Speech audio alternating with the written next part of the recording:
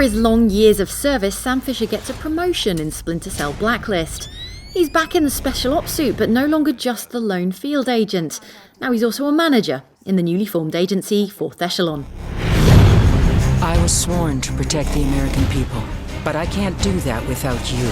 So when a bunch of international terrorists team up to hit America with a series of escalating attacks, it's him in the green goggles in charge of making that a thing that doesn't happen. We're not gonna stop this attack.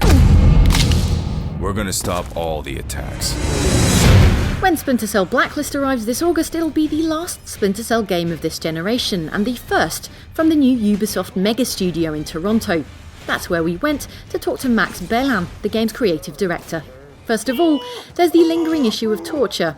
Last summer, when Ubisoft took the wraps off Splinter Cell Blacklist, one interactive torture scene drew scorn for trivialising a hot-button topic. I think at E3 we showed some interrogation where the player was in control, and what we realized, and especially me, is that we were saying certain things with that scene that were not what our main focus was about. So we decided to remove the interactivity from certain of those scenes to better support what we were really talking about and inside the game. So the scenes are obviously still there, but we've removed the interactivity from them. If you cast your mind all the way back to the last game, Splinter Cell Conviction from 2010, you'll recall some other interrogation scenes. It's from these, says Max, that Blacklist's own violent interrogation evolved, but leaning ever further from a bit of a one-sided bathroom brawl to full-on torture. On Conviction, we had some interrogations also, right? And it was really about bashing and all that. And one thing that we realized was that people kind of liked the first one, but then they kind of saw the formula of the interrogations, which was just, you walk around and you bash the guy. We tried to have more variety in the interrogations. That led to different gameplays that we had. And then when we look at the whole thing, at one point we were just like, are we comfortable with this? Is this something we're happy with, we're proud about? And is this, more importantly for me as a creator, I want to make sure that the subjects I talk about, the touches the themes that we support in the gameplay and in the story are things that I'm comfortable talking about, and then I'm doing in a responsible and a respectful way. And at one point we just looked at it and we're like, okay, I think this is interesting, this is cool, but this is not what the game's about. And for me, it's Splinter Cell Blacklist is there to entertain people. We've got a great story, we've got some amazing actors, the technology, the gameplay is cool, and then suddenly, people were just talking about that little thing, which for us, I guess it wasn't as big in our heads as it became, right? So at one point you're just like, okay, well, do we really want to say this or not? Is this the time to do it? And then so yeah, we removed the interactivity. So the story's the same, but you're not in control of those scenes.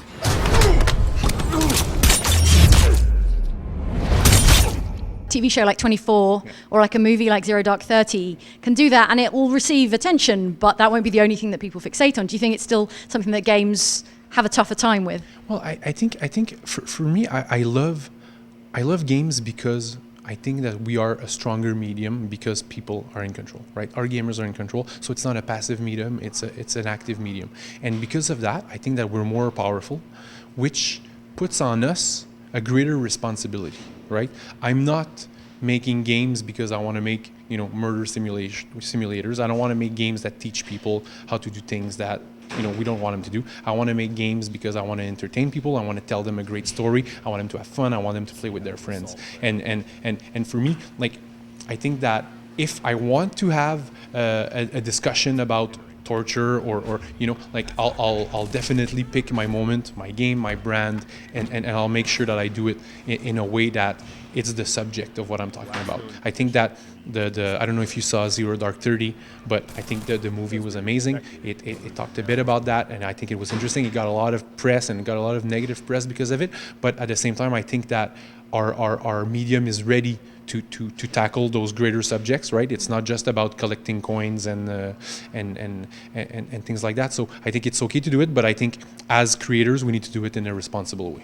Moving on, for those Splinter Cell fans who didn't care about waggling the left stick to violate the Geneva Convention, there was the issue of how bright and sunny that same early demo appeared.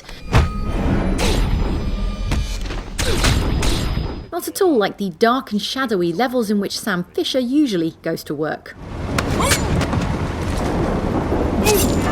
At E3 last year, the idea was to show something different. We wanted to show that it's possible to make a Splinter Cell game in daylight, right? And you can totally hide, you can totally do some stealth in daylight.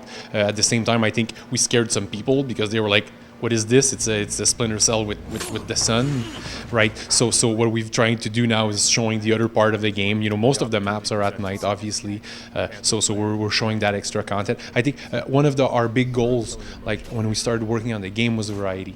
Like, I think me as a player, I get bored if a game is rinse and repeat the same thing, right? So we were trying to build a Blacklist with a lot of variety inside it. So, you know, daylight maps, nighttime maps, you know, maps in North America, maps around the world, maps that are interior, maps that are exterior. So we really tried to mix it a lot. Do you find yourself sort of walking on eggshells with those really hardcore Splinter Cell fans? Well, it's always hard to please everyone. And a good example is the play styles, right? We talk about the play styles in Blacklist, and we talk about the ghost players, right? But even that is something that everybody that is a ghost player in his head plays it differently. So we at one point we asked our community, you know, what's playing a ghost, and some people were like, oh, as long as you're never detected by the enemies, then you're a ghost. Some people were like, no, you cannot ever distract anyone, you cannot touch them, you cannot do anything to be the perfect ghost. Others were like, oh no, it's okay if you take out guys as long as you don't kill them. If you do non-lethal takedowns, it's okay, right? So already, like, we realized that, holy smokes, like, everybody has a very different vision of what it is to be the perfect Splinter Cell, you know, the perfect Sam Fisher. So we've got the Ghost playstyle, we've got the Assault playstyle, and we've got the Panther playstyle. But with those in mind, I think we're supporting a lot of variety in the way players want to play, and will ultimately play and have fun. These three distinct playstyles, Ghost, Panther and Assault, are identified and rewarded separately by the game. Ghost is for the ninja style super stealther. Panther is for the sneaky killer. Drone is locked. And Assault is for the guns blazing shooty player. Your rewards buy you new gear in the game's customization-driven economy, in which you can tinker with Sam's suit, kit him out with spy gadgets and weapons, and change the colour of his goggle lights. This is where I'd put footage of Sam in pink goggles, if I had any. I don't. Meanwhile, for the hardcore, obsessively compulsively stealth purists, there's Perfectionist mode.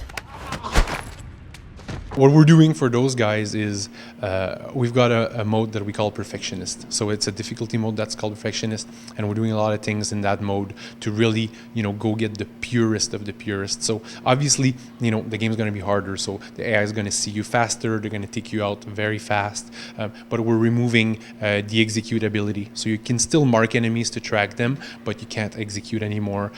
We've removed the last known position. We've removed the fact that your goggles can see through walls, so suddenly you really need to track, you know, your enemies and really be aware of where they are. So we've got a game, you know, a game difficulty mode definitely for the purists. More good news for long-time Splinter Cell fans is the game's multiplayer brings back Spies vs Mercs, the asymmetric stealthy versus shooty competitive online action that was the most requested feature for this game. I've got a separate video to show you lots of that, so click the link in or below the video to see more Spies v Mercs. Finally, a word on the personal story versus the political overtones of Splinter Cell Blacklist. On the one hand, it's a tale of Sam Fisher learning to trust after being manipulated by Grimm in the last game, and mentoring young Briggs, who is a former CIA man and now Sam's protege and co-op partner. There's more on the co-op mode in another video, by the way. Hit up the link in or below this video to see all about that. Anyway, Sam's got his own little crew aboard the Paladin, their flying headquarters. Kind of like Nick Fury and S.H.I.E.L.D. actually, now I think about it. And it's to the Paladin that you skip back between missions to talk to Sam's staff and pick his next move. So, Sam's new managerial role is at the heart of the story. It's about him becoming a leader. For Conviction, we had this dual layer of the story. Yes, you know, like you were trying to stop the Megiddo group from assassinating the president and putting the VP in place. But what the story was really about, it was about Anna Grimsdottir manipulating Sam through the death of his daughter to do the greater good. So she was doing something bad for the greater good, and that's what the story was about. It was Sam going after the killer of his daughter, realizing that didn't really happen, right? So that for me, that was the real story. So on Blacklist, yes, the story is about Sam stopping the blacklist from happening, but more importantly, it's about Sam becoming a leader. It's about the team that starts at the beginning. At the beginning, they're not a team. They're a couple of guys in a plane together, right? And then at the end, they're a team, right? So they went through this process, and that's what the story is about. It's about Sam learning to become a leader. It's about Sam learning to work with others, to trust others, and also Sam to teach other people what it means to have the fifth freedom and to be in control and to have the authority, to do whatever it takes. On the other hand, on the political side, Max says the game's plot was also inspired by America's role on the world stage and how it has troops stationed in 2/3 of all countries. The Americans, they have the saying, united we stand, divided we fall, right? And I was like, what if the terrorists use that? Like if you're not and terrorists, a country, a rogue nation, whatever, like you need to realize that for certain people, we're the bad guys. Yeah, for certain people, Sam is a terrorist, and they are the hero, right? So it's all a question of perspective. So I think for us, it was very interesting to go ahead and be like, hey, what if, maybe, the United States are so big and so powerful. If you're just one country, one nation against the United States, maybe you can't do anything. But what happens if they all start talking together and then they band together and suddenly instead of being just a couple of countries, well, they're 10, 15, and then they start, and they give an ultimatum to the United States. And yeah, I think it's when Richard told me that the United States have armed troops in more than 2/3 of the countries in the world, I was like, wow, I didn't know that. That's crazy.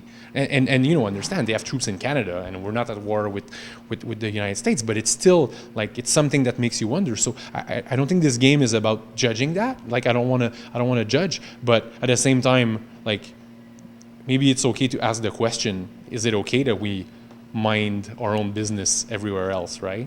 So I think it's a good question to ask, and I'll let someone else answer that question.